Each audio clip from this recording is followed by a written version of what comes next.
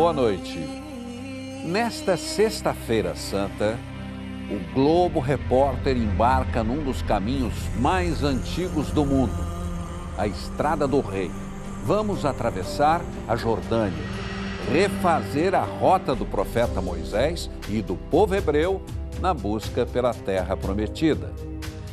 História e fé se misturam no tesouro escondido por 12 séculos, no milagre das águas e no enigma dos mosaicos de Madaba.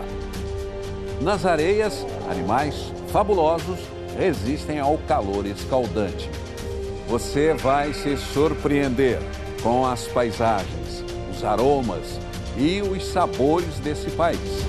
Nossa viagem começa na escuridão, sob a proteção das estrelas, no imenso deserto.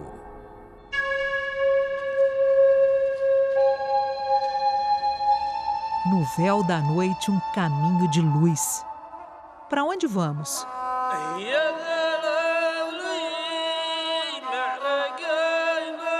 1.500 velas reacendendo o passado. Os beduínos contam sua história. Imaginem como costumava ser muitos séculos atrás. Vamos voltar bem mais no tempo. Era uma vez num reino distante. Uma tenda beduína onde o vento sopra. Muito melhor do que um palácio luxuoso.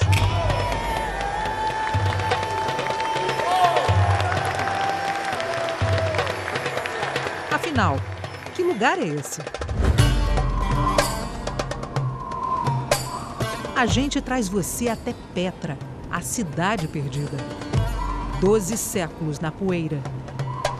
Um segredo guardado pelos beduínos, os povos do deserto, até que em 1812 um explorador suíço redescobriu o destino e revelou a joia.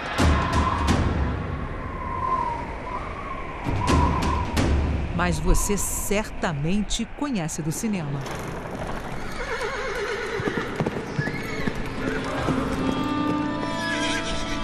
Indiana Jones se aventurou em Alcazar, o grande tesouro, um templo de quase 40 metros esculpido na rocha. Lá dentro, na ficção, o arqueólogo encara muitos desafios em busca do Santo Graal, o cálice que Jesus teria usado na última ceia. Mas na vida real, qual o enigma desse lugar? Esse aqui é o meu limite. Há mais ou menos 10 anos, ninguém pode entrar no monumento, uma forma de preservá-lo. Lá dentro tudo é muito simples. São 3 salas e numa delas há uma tumba cheia de mistérios. Era a tumba de um rei ou guardava um tesouro? A teoria mais nova dos arqueólogos diz que estamos diante de um calendário. 12 pontas na coroa, uma para cada mês do ano. 31 flores representam os dias do mês. E os 7 vasos são os dias da semana. Alcazar representa a vida. E que vida na capital do Império Nabateu. Povo nômade que enriqueceu na Península Arábica conduzindo caravanas. Olha, o dia começa bem frio aqui, mas depois vai esquentando e a gente decidiu conhecer Petra de uma maneira bem tradicional, hein? Consegui. Just relax, now we'll stand up. Ele está dizendo para eu relaxar que o bicho vai levantar. Senhor!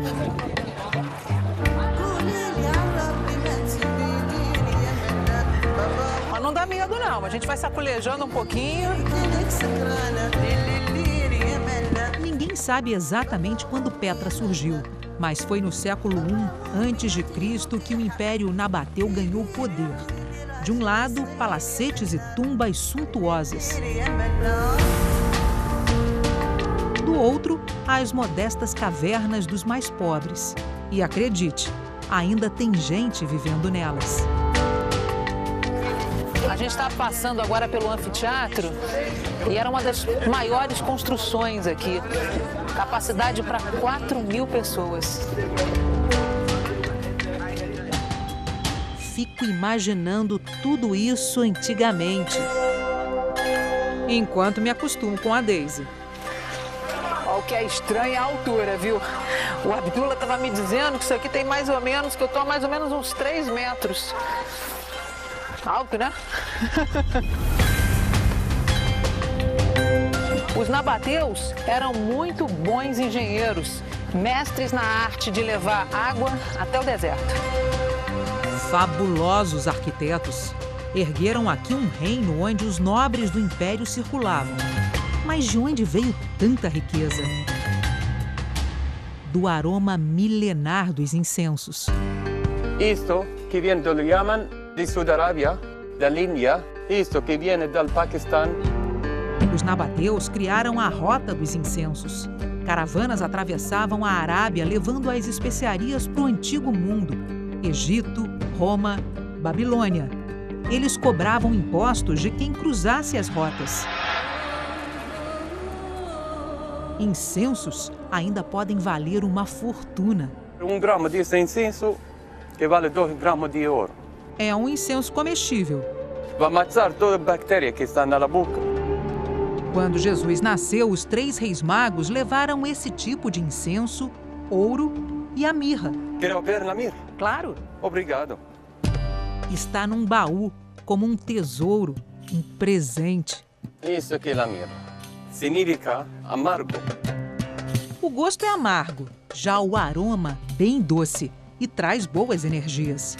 Para proteger a casa de mau espírito e de todo, 1 gramo de mirra que vale 12 gramas de ouro. Petra foi anexada ao Império Romano e se manteve rica, mas sucumbiu a um terremoto no século VI. Hoje é o maior cartão postal da Jordânia. Orgulho do país. E dos beduínos, que nos recebem tímidos. Mas logo abrem o coração. Olha como esse lugar é bonito, né? Eu achei fantástico. Eles têm uma espécie de uma poltrona aqui, com os tapetes nas paredes, tapete no chão também. E aqui eles fizeram um fogo, tá bem quentinho, porque lá fora tá frio, né?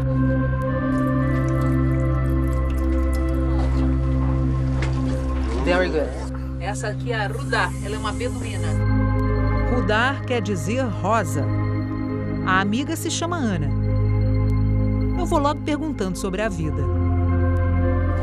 Eu trabalho, não tenho marido. Tenho só minha mãe, de 85 anos. Trabalho para mim e para ela. Aprendi inglês com os turistas. Nós somos mulheres fortes, fazemos tudo na fogueira. Antes, os beduínos viviam em cavernas. Eu nasci numa caverna. Faz 15 anos que eu mudei para uma vila beduína. Antes a gente não tinha hospital, escola. Agora tudo é melhor. O nome beduíno vem das palavras árabes al-bedu, habitantes das terras abertas, ou al-beit, povo das tendas. Ela me deu um pedaço de frango que está sendo grelhado agora e um pãozinho com uma pasta. Pergunto para Ana qual o maior desejo dela. Meu sonho é ver o mar e tudo verde que está em volta. No meio da praia. Digo que ela precisa conhecer o Brasil. Sei disso. Shukran. Ganhei um presente. Bye bye everybody together. Povos do deserto, fortes como as montanhas.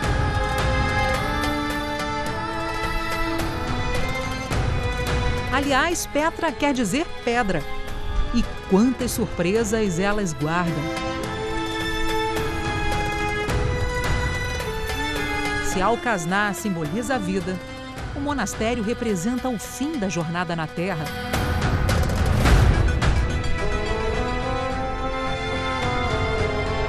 É uma espécie de portal místico erguido no alto das montanhas. Os nabateus acreditavam na vida após a morte.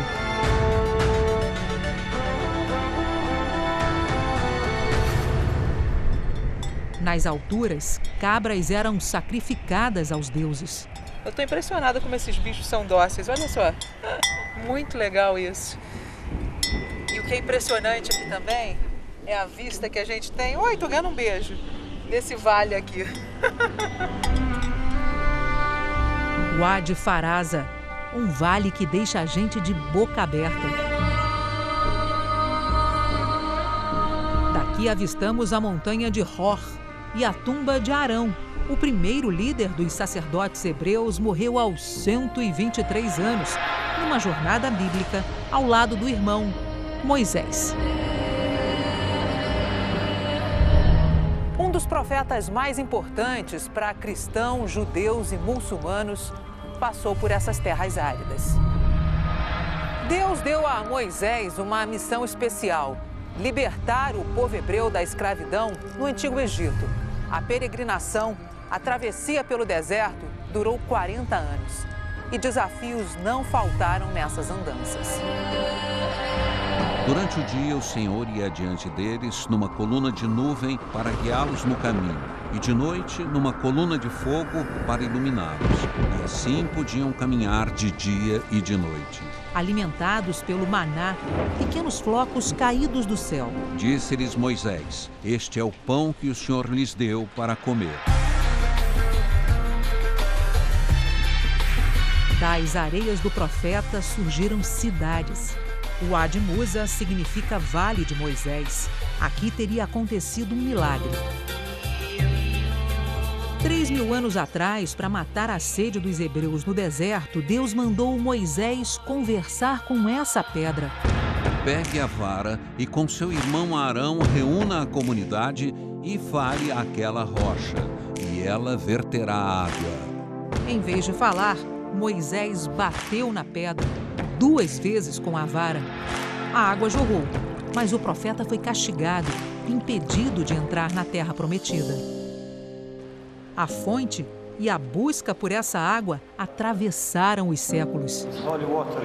É uma água santificada, bastante fresca. E muita gente da região vem buscar essa água para beber, além dos turistas que vêm só para conhecer a fonte de água santa. Milagres, fé e história.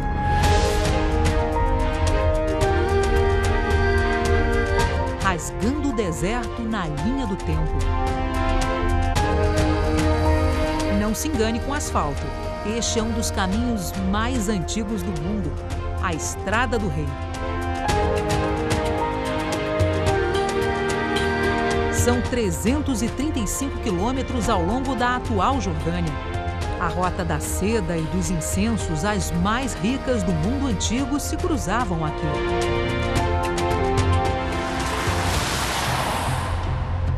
A Estrada do Rei foi aberta há mais de 3.500 anos e atravessava 3 reinos bíblicos. Em busca da Terra Prometida, Moisés e os hebreus pediram passagem aos reis. Passaremos pela Estrada do Rei e não nos desviaremos nem para a direita nem para a esquerda, até que tenhamos atravessado o teu território.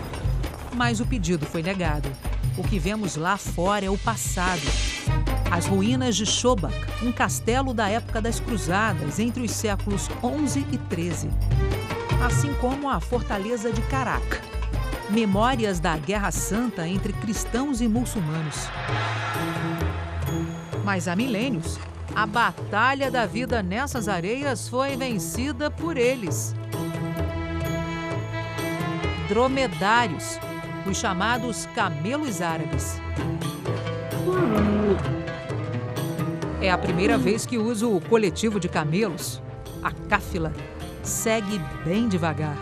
Eles conseguem beber quase 60 litros d'água de uma só vez e vagam até 16 horas sem parar. 140 quilômetros por dia, debaixo do sol escaldante, com direito a banho de areia e disputa pelas fêmeas.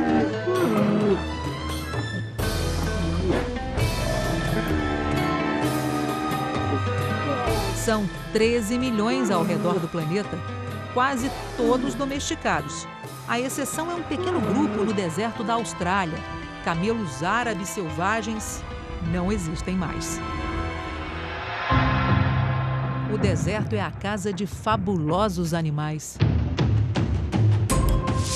E a reserva de Chalmari é o melhor lugar para conhecê-los. Ela foi criada em 1975 como centro de reprodução de animais ameaçados. As roubaras foram tão caçadas que a população reduziu, tanto no norte da África quanto aqui. Já o falcão peregrino foi resgatado. Para chegar bem perto desse falcão, a gente não pode fazer movimentos bruscos com as mãos. Ele, na verdade, é uma menina, uma fêmea que tem mais ou menos 2 anos e meio de idade. Esses bichos, eles ficam aqui na reserva por apenas 1 mês. Aqui, eles reaprendem a viver livres na natureza. Até a alimentação é à distância, bem longe dos humanos. Agora a gente vai fazer um safari pelo deserto, conhecer a vida selvagem da Jordânia.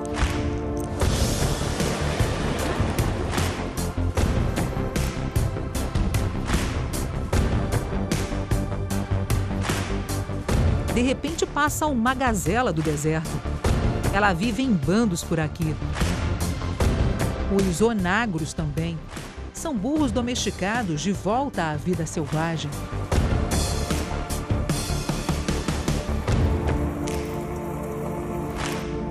A reserva tem 22 quilômetros quadrados. É um deserto negro, formado por rochas vulcânicas dos vizinhos Síria e Iraque, erupções de milhares de anos atrás. Can you smell it? Tem cheiro de queimado mesmo, de coisa queimada. O povo local costumava usar essas pedras para fazer as fogueiras. Mas ainda falta o maior tesouro da reserva, o óryx da Arábia. A gente tem que falar baixinho para não espantar os animais, mas parece que eles não gostaram muito da nossa presença aqui não, sabe? Por causa da caça, os belos antílopes brancos foram extintos na Jordânia. A reserva de Chalmari trouxe os animais de volta. A reprodução aqui foi um sucesso. Nós temos mais de 200 óryxes. E agora estamos começando a transferir alguns para outras reservas na Jordânia. Vocês levam os óryx para muitos países. Sim, para os países do sul da Arábia, como a Arábia Saudita e os Emirados. Esse arbusto aqui parece bem seco, mas é isso aqui que os óryx comem. Quando a gente pega a plantinha e amassa ela, a gente vê que ela tem bastante água. Os viajantes do deserto dizem que o óryx prevê a direção das chuvas. Os chifres de até 90 centímetros inspiraram uma lenda. Seria o animal mais próximo do mitológico unicórnio, com poderes mágicos. Eles são animais incríveis. Você se sente como um super-homem? Me sinto bem mais do que isso. Oh, yeah! É uma grande, enorme experiência. Experiências. Um reencontro com as raízes dessa terra. Kusai prepara um chá beduíno com ervas do deserto, enquanto descobrimos afinidades. Gente, açúcar vem da árabe. É al-sukar. Al-sukar? Al-sukar. Ah, é? Uau!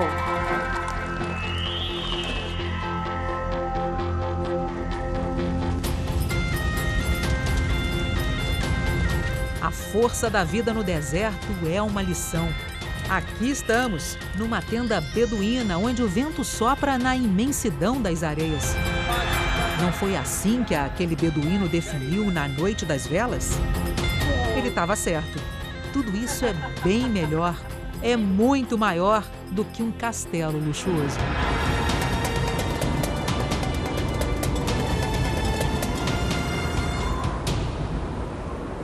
O mundo das águas num dos países mais secos do planeta, a Caverna de Ló, a fortaleza de Herodes e a descoberta de Sodoma.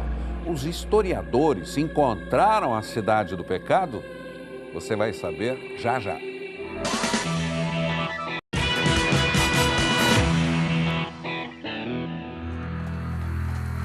A Jordânia está entre os 10 países mais secos do mundo.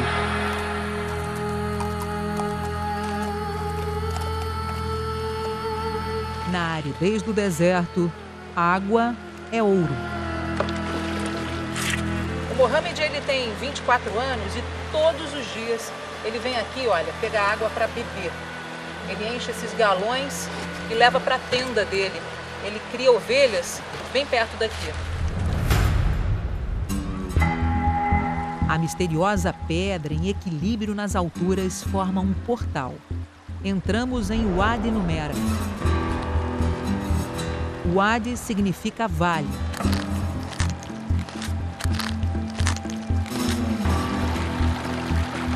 Serão mais de 2 quilômetros seguindo as águas.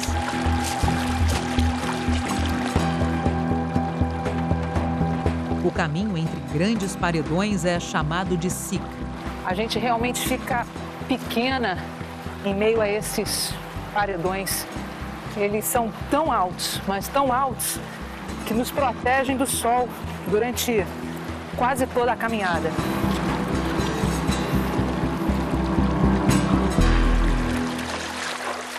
Uma hora de travessia. E só vimos um gato na solidão dos penhascos. São tantas pedras pelo caminho, algumas bem bonitas, viu? Olha a variação de cores dessa daqui. Que os beduínos costumam chamar isso aqui de água de pedra. As rochas vão formando obstáculos. O caminho vai ficando mais estreito. Parece, olha, que os paredões vão se unindo. Piero, olha só que lindo, Piero. Você tá gravando? Olha. Olha que lindo. Esse lugar aqui é arrepiante mesmo. A luz do sol vai entrando, vai batendo nas pedras. É uma imagem linda. É um lugar para quem acredita na energia da terra. O caminho das águas é uma jornada de fé.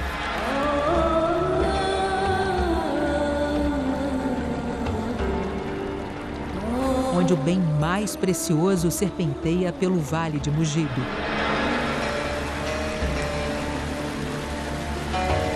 Na Jordânia de clima implacável, oásis surgem nas gargantas de Wadi Ridam.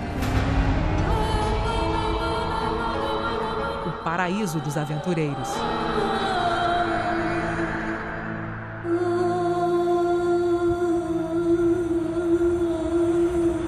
Seguimos viagem até o ponto mais fundo do planeta. Mais de 400 metros abaixo do nível do mar, na companhia de um azul turquesa que não combina com o nome. Mar Morto. A ciência dirá que ele está entre os lagos mais salgados. Nele, ninguém afunda. Mas e a crença? Quantos momentos bíblicos ao redor desse gigante? Buscamos respostas mais perto do céu. Olha lá embaixo, seria um milagre? As águas irrigam o deserto, que muda de cor. Mas e a montanha? Quem subiu? Aconteceu durante a destruição das cidades do pecado. Então o Senhor fez chover enxofre e fogo desde os céus sobre Sodoma e Gomorra. Os anjos salvaram Ló e sua família.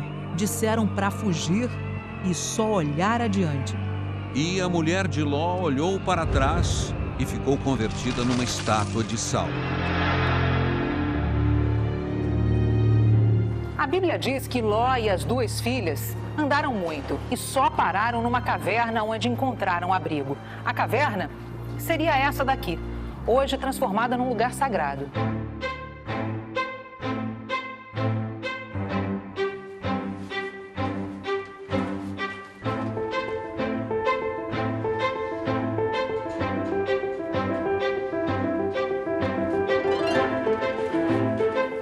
acreditavam serem os únicos sobreviventes no mundo.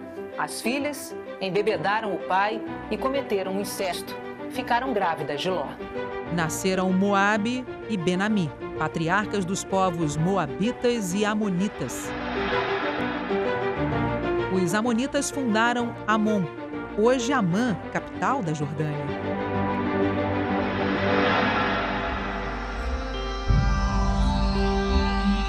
Arqueólogos americanos e jordanianos acreditam ter achado a cidade de Sodoma. As escavações ficam a poucos quilômetros da caverna, mas ainda vai demorar para confirmar a descoberta. O tempo. Na Jordânia, ele avança em curvas, como a Estrada do Rei.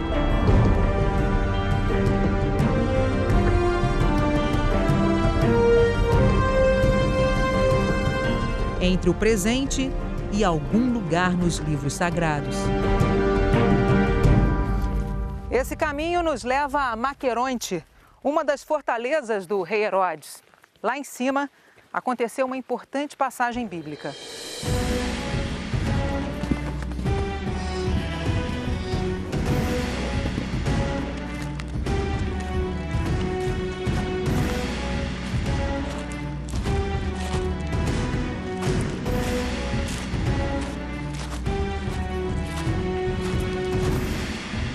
Encarar essa subida vale a pena, viu? Olha só a vista que a gente tem do Mar Morto. Maqueronte foi uma das fortificações mais importantes da Judéia. A fumaça dos sacrifícios feitos aqui era vista em Jerusalém, do outro lado do Mar Morto.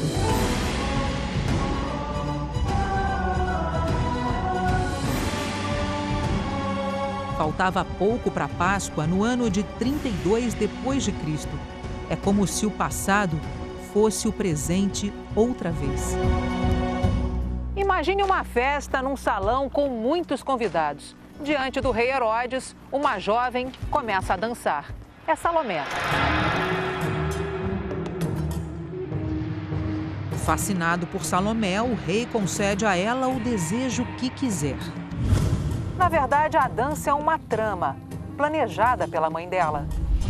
Para viver com Herodíade, sua cunhada, o rei Herodes cometeu adultério. O profeta João Batista, que batizou Jesus Cristo, denunciou o pecado. E Herodes mandou prendê-lo em Maqueronte. No subsolo do palácio fica a prisão onde está João Batista. Encantado com a dança de Salomé, o rei aceita o pedido fatal, a cabeça de João Batista. Herodíade convenceu a filha e o profeta foi decapitado nesta fortaleza. A energia desse lugar é algo difícil de explicar. Seriam as águas, o Mar Morto. Jesus Cristo foi batizado aqui no Rio Jordão. 4 papas também vieram em busca de respostas. Diante das memórias sagradas, nossa equipe fechou os olhos e agradeceu. Tantas perguntas, mas a certeza é o sol. Hoje, ele sai de cena nas montanhas de Israel, mas voltará amanhã. Madaba, um quebra-cabeças milenar. O sagrado Monte Nebo, um curioso restaurante numa caverna pré-histórica. E no fim da estrada, Amã, capital da Jordânia. É daqui a pouco.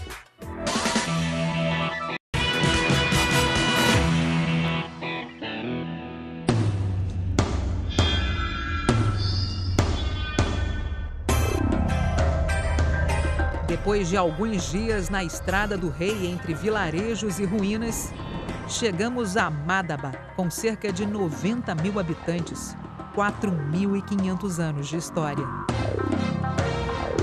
O cristianismo chegou no século IV e até hoje é a cidade da Jordânia com mais cristãos e igrejas, em harmonia com as mesquitas do Islã.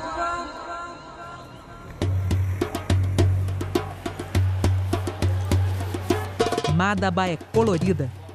Parece que tudo nessas lojas foi feito à mão. Caminhando aqui pelas ruas de Madaba, a gente encontra artesãos como o seu Wadi, que aprendeu com o pai a arte de fazer tapetes.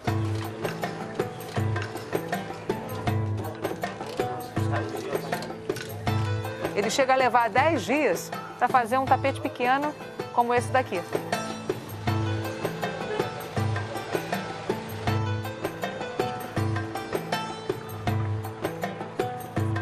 Mas as peças de artesanato mais badaladas por aqui são os mosaicos. Não é à toa que Madaba é conhecida como a cidade dos mosaicos. Essa é uma das expressões artísticas mais antigas do mundo. Igreja Greco-Ortodoxa de São Jorge, construída em 1884.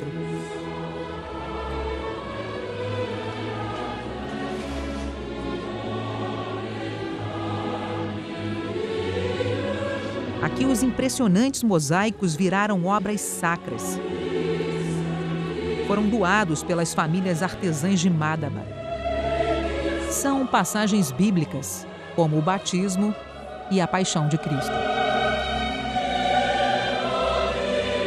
Um detalhe ortodoxo: o sinal da cruz é feito da direita para a esquerda.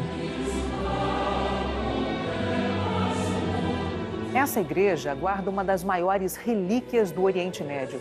E foi analisando as peças desse tesouro que historiadores conseguiram desvendar detalhes da Terra Santa. 2 milhões de pedacinhos. Um quebra-cabeças montado no século VI, revelando o mais completo mapa da Terra Santa. O Mar Morto, Belém, as muralhas de Jericó e, no centro de tudo, Jerusalém. O mapa foi descoberto durante as escavações em 1884. Com a ajuda dele, historiadores decifraram enigmas: a caverna de Ló e o local exato do batismo de Cristo no Rio Jordão.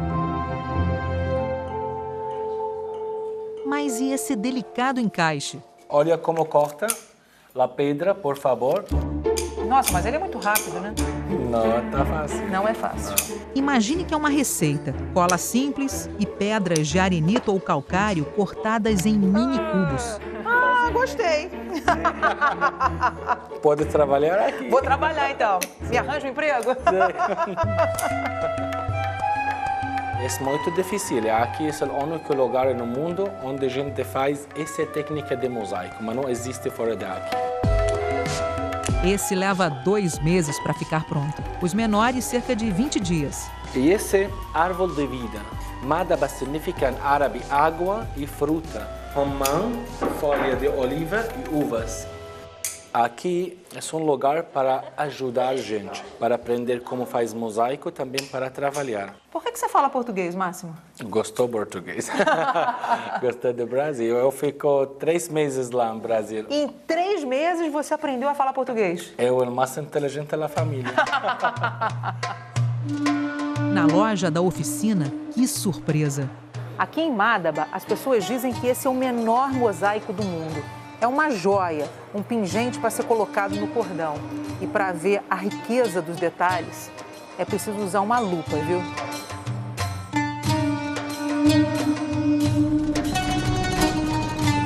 No fim dessa estrada, as peças se encaixam numa jornada bíblica. Estamos subindo o sagrado Monte Nebo. Daqui do alto, Moisés avistou a Terra Prometida. Terras hoje escondidas pelo nevoeiro.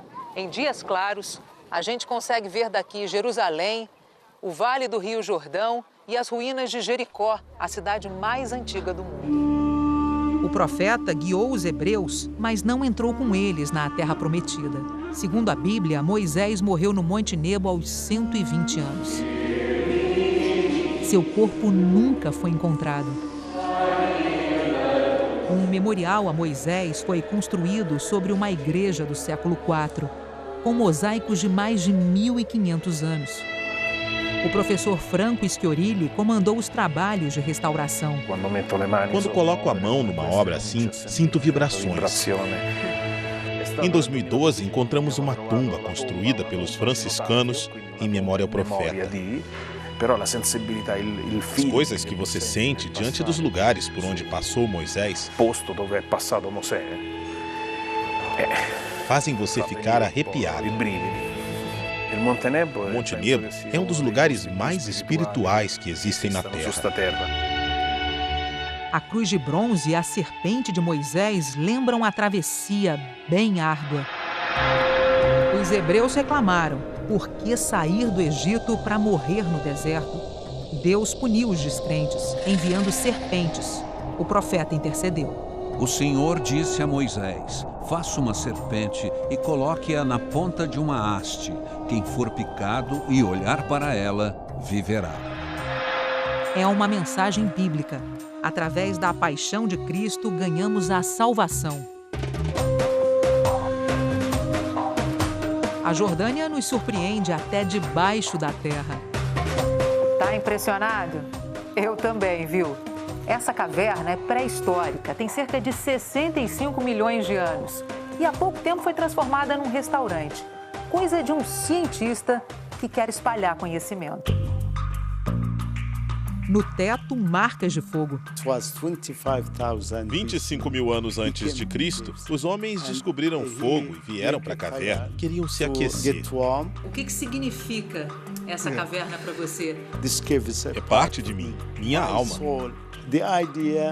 A ideia era criar um museu sobre o povo jordaniano, um jeito de explicar o passado dessa antiga civilização. Enigmas do tempo. O mundo antigo revelado num quebra-cabeças. O que temos aqui na frente? E a gente aqui numa caverna ancestral, tentando encaixar, entender tudo isso. Quem consegue decifrar a Jordânia? Uma semana percorrendo a Estrada do Rei e quantas mais? Uma jornada que faz bem não só para os olhos, que desperta interesses e nos faz entender ainda mais sobre a importância da palavra diversidade. De repente, nas alturas, uma pausa. Ficamos encantados com as ovelhas. Pastores tocam o rebanho.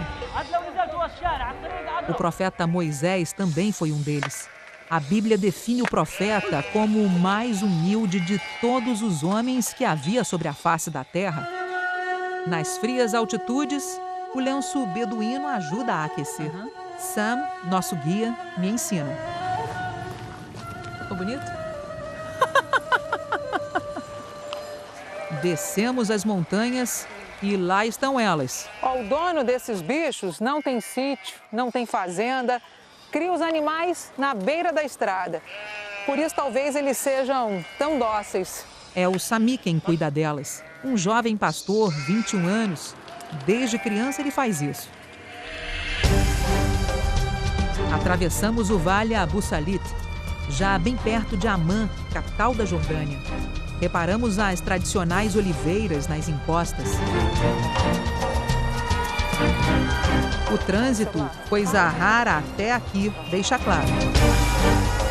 Chegamos na grande metrópole desse país. Amman tem 5 milhões de habitantes. Um território com 8 mil anos de história e influências de muitas civilizações.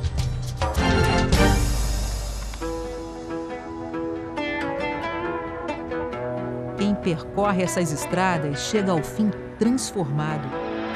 Da cidade perdida de Petra até a capital, quanto aprendizado. Mas queremos mais. Era uma vez em Amman. Mas essa é uma outra história que a gente ainda vai te contar.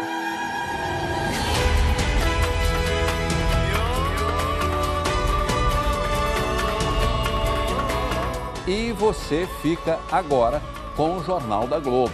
Bom fim de semana e até a próxima sexta.